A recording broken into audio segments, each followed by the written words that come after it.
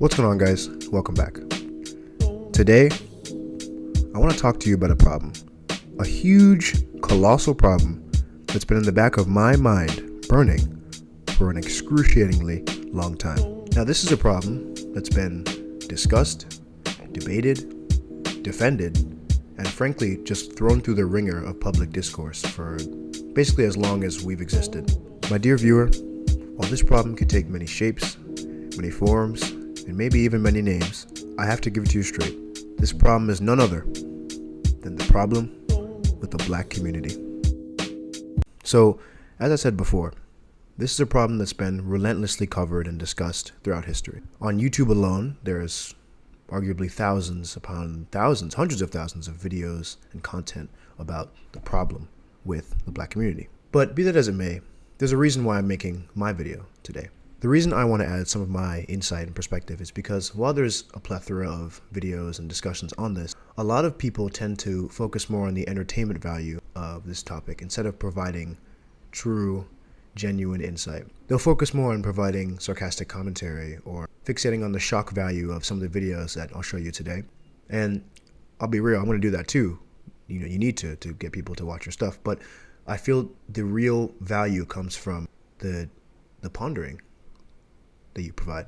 You like that, didn't you? Yeah, you did. Now, in my mind, it's clear that there are three sources, or I guess I'll call them three horsemen of this issue. And I have to quickly say a quick aside.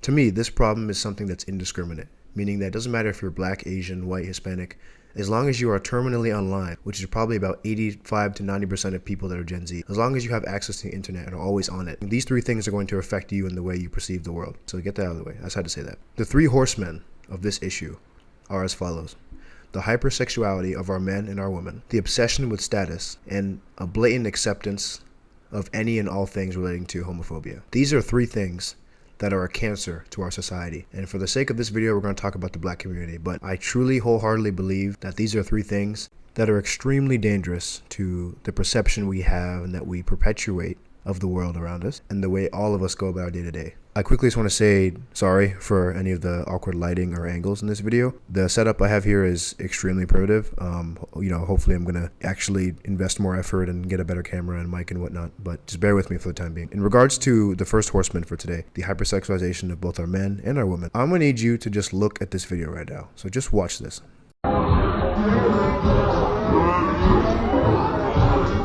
Now, if for some reason your brain did not allow your eyes to register the monstrosity that I put in front of you, I'll do it for you. What you just saw were two grown adults, presumably grown adults, dressing up as children's animated characters, twerking on each other, grinding in front of young children. And while that already is bad, that's a sentence that I didn't think I'd ever have to say, especially recorded in front of a camera, it actually gets worse.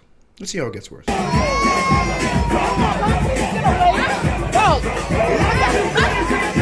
So I had to pause it. Here because I just want to take a minute and just show some love to this mother here. Presumably this baby's mother is pointing the baby away from this nefarious activity. That's what I'm 100% certain is happening at this very moment. So I just had to, make note of that and let you guys know. So yeah, but let's get back to it.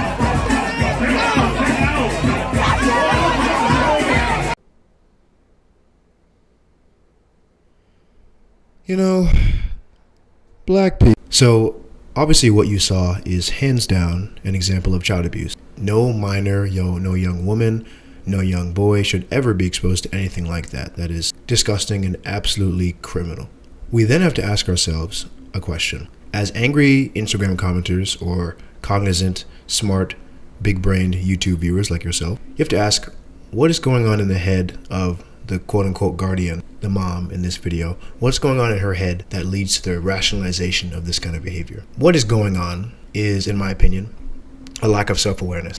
It's a lack of the awareness that this day, supposedly I'm assuming this is a birthday party, this day, this event is not for you. It's for your child or your nephew or your godson. But yet some people, and specifically the young ladies who are shaking their whatever, they've become brainwashed to think that anytime a camera is out in public, I have to do something to get attention. And then also on top of that, the only way they can garner attention, again, because they've been brainwashed by the music, the celebrity worship and what have you, they've been brainwashed by the media to think the only way I can garner attention is by doing something provocative or promiscuous, which in this case is shaking, ass, which if you want to do that, like, fine, there's places, there's nightclubs you want to go do that. That's, you spend your money however you want. But to do that in front of kids is horrible, especially on a day that is supposed to mark, another day of growth and change. Like, I assume it's a birthday. Like, why in God's name would you ever do something like that? Like, this is how you scar a child.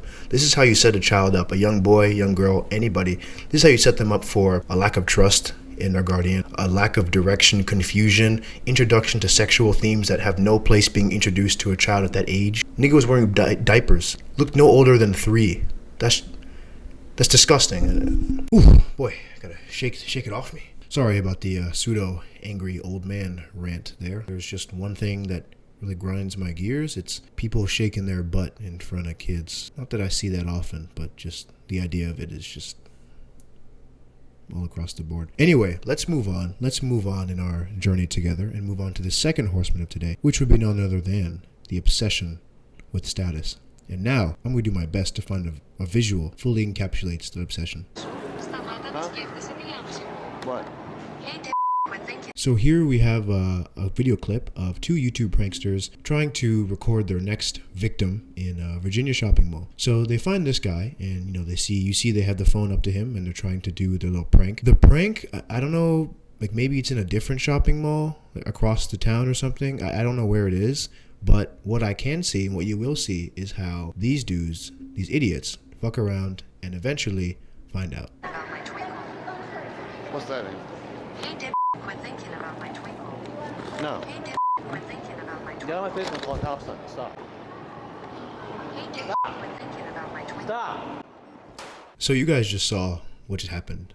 That was insane. That is insane. What's also ridiculous and insane is that the guy who was just there in the chest at point blank survived and also said on record that he's going to do this very thing again. So that's awesome. I can't wait to be watching a video of this guy doing this again. The thing about this, and the reason why this connects so well to a status obsession, is because people who do this, who do these pranks and social experiments, are only doing it because they're so desperate for attention and validation from the internet. Which is funny, because that attention and validation, well, it means so much to them, because they're chasing it. It doesn't bring them anything. It doesn't bring them any money, that kind of stuff.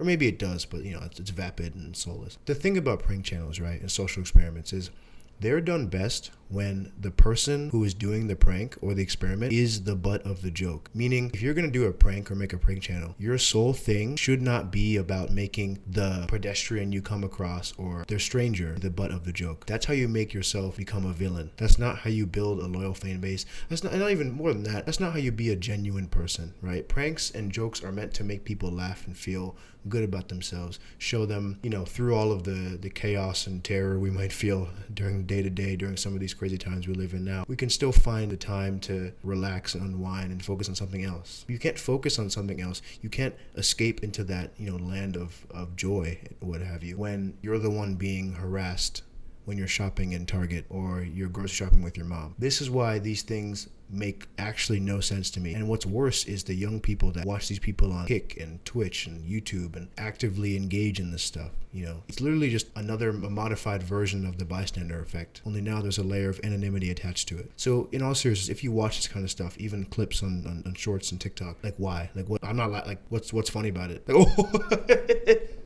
Here we find ourselves greeting the last, third, final horseman of today's video. The third horseman would be, of course, the acceptance and the perpetuation of homophobic remarks and homophobic activities. Now, again, this is something that is indiscriminate, but specifically in the Black community, it is rampant, especially online when you have the luxury of anonymity. So for this one, I'm going to take it back in time. In the early 90s, the rap group called A Tribe Called Quest was intending to release a song by the name of Georgie Porgy. Georgie Porgy was a song that for all intents and purposes was a homophobic masterpiece. It It consisted of lines and lines and bars of just attacking this guy for, the way that he dressed, the way that he walked, what he decided to do in his free time, all the things that you can imagine would be fair game for a homophobe. It got so bad that the record label pulled the song before it was ever initially released, and the members of A Tribe Called Quest were forced to rewrite their lyrics and eventually rename the song, which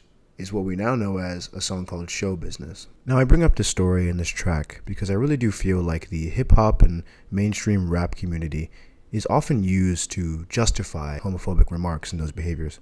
And in media, look at a show like The Boondocks, where in a 2005 episode, they showcased a character named Gangstalicious, who went through great lengths and great effort to hide his sexuality from the public in fear of the ridicule and potential blackballing he'd face in his space. So here's my thing, right? And by the way, it's a new day. You can tell by the new watch I'm wearing. But here's my thing. I think that there's definitely a time and a place for humor and sarcasm, especially with the life that we're living now, with so much going on all over the world. It's scary, and we need something to help us relieve that tension and help us escape. It's all great. Another thing is this. If you're the person or the type of person to demean someone or belittle someone for something as superficial as the way they look, or what they do in their free time, or the kind of people they're attracted to, in my opinion, that says so much more about you than it does about them. So most people that are rational and have at least one brain cell understand that for some topics, there is a line that, you probably shouldn't cross. Some things you just probably shouldn't say. And most people understand that. But where the line gets blurred is when you have unlimited access to any and everything you could possibly imagine in the palm of your hand, and an incentive that because of that unlimited access, you have no reason to hold yourself, or anyone around you for that matter, accountable for what you say. That creates a perfect storm. People can say any and everything intending to hurt you. Anyways, guys, that's pretty much it. That's pretty much been my spiel on the problems that I feel are rampant in the black community. If you guys agree, disagree, or just have any general ideas or opinions, 100% feel free to leave them in the comments. I'd ask and urge that you be respectful, but of course, what am I going to do? I'm a stranger on the internet who has no real control over what you do with your life and your keyboard. But in any event, I just want to say thank you guys so much for watching this video. Please don't forget to like, comment, rate, share, subscribe, everything that YouTube people do to share their videos. And more videos like this are going to come, guys. I just want to say thank you for all the love for the last video. Let's keep the momentum going, guys. And yeah, see you next time.